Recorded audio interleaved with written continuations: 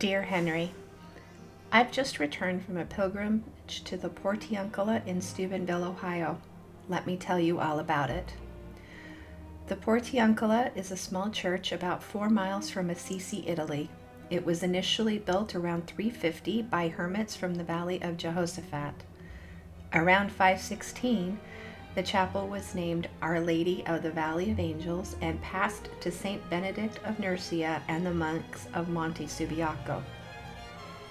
The church was on a small piece of land known as the Portiuncula at the edge of their property. Because of its size and age, it wasn't used, fell into disrepair, and was largely forgotten about for many years. Around 800 years later, in 1206, St. Francis of Assisi was on a pilgrimage to Rome when he had his vision in San Damiano. In it, Jesus spoke to him from the crucifix and told him to go and repair his church.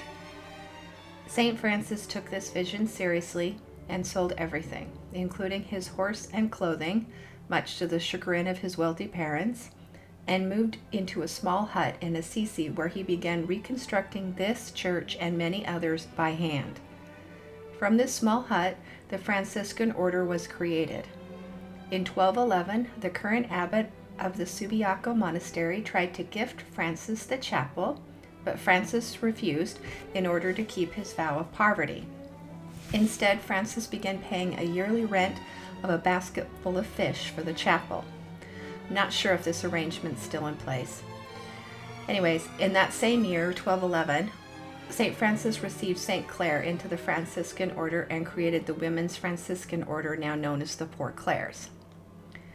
The little chapel immediately became a pilgrimage site, although it could not accommodate any type of crowd.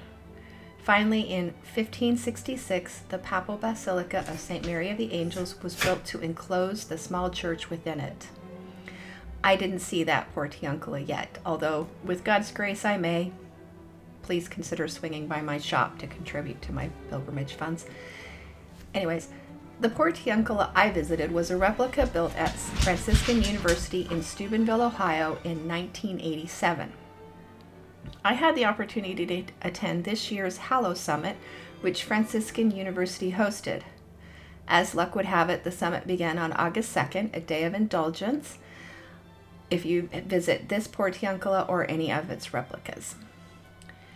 This pilgrim was unusual for me. Although I've been to several pilgrimage sites in the U.S., this is the first time I've ever had a real spiritual experience on one. Steubenville is a hike from Salem, Virginia, and at 6 hours is at the far end of what I can drive in a day. This year's summit was packed with more than 800 attendees. There were lines everywhere. Lines to check in, lines to dinner, lines to the Portiuncula. And so by the time I was able to get into the small 10-person chapel, I was too everything. Too tired, too thirsty, in too much pain. And when I pulled open the door, I bumped into somebody with the door. And I immediately apologized and asked if they were okay, only to be shushed angrily by someone else.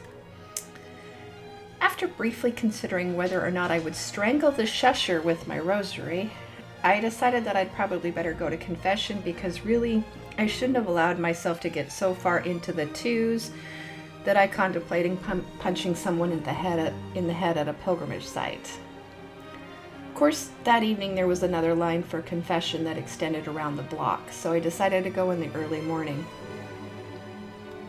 My confessor was a very awesome little Franciscan friar who offered a little more than the standard confession and actually cleared some things up.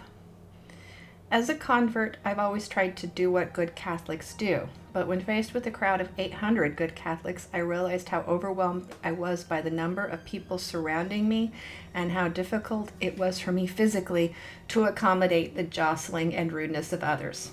And side note, I'm still amazed at how many people, even good Catholics, who take their shoes off and use more than one chair in crowded conditions.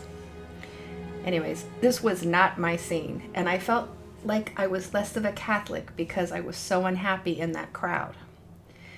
However, the friar had a different idea and told me I ought not myself away from the Holy Spirit.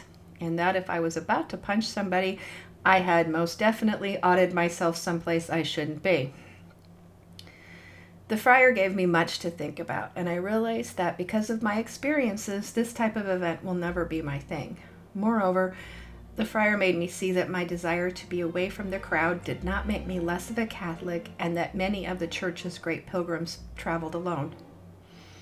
Finally, as I toured the Portiuncula after confession, while most of the other attendees were still sleeping, I was reminded that sainthood usually isn't a crowd activity, and that maybe, for me, this path would be better walked alone.